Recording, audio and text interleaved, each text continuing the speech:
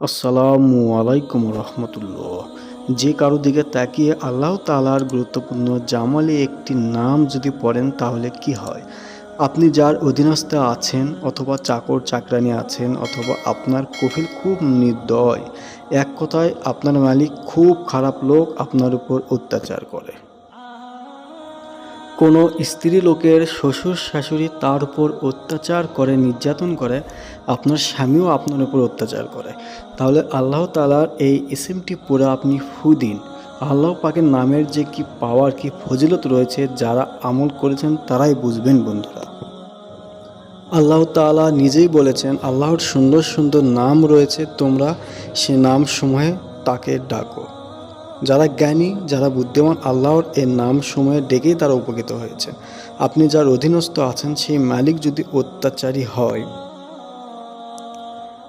তবে তার মুখের দিকে তাকিয়ে মনে মনে কয়েকবার ইয়া লাতিফু পড়ুন। ইয়া লাতিফু অর্থ হলো দয়ালু। আপনার বসকে, আপনার মালিককে, আপনার কপিলকে আপনার প্রতি যেন দয়া করে, সেজন্য এই ইসমটি পড়ুন বন্ধু। যারা দুঃখে আছেন, কষ্টে আছেন, যারা অভাবে দিন যাপন করছেন, তারা প্রতিদিন ১০০ বার ইয়া লাতিফু পড়ুন। ইনশাআল্লাহ আল্লাহ সুবহানাহু ওয়া তাআলা আপনার সকল সমস্যার সমাধান করে দেবেন। যারা আমলটি করবেন তাদের প্রতি রইল আমার অন্তর থেকে দোয়া। সবাই কমেন্ট বক্সে আমিন লিখুন।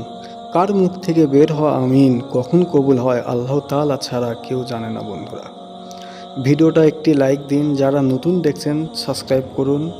আসুন আমরা সবাই এই আমলটি করার চেষ্টা করি। খোদা হাফেজ।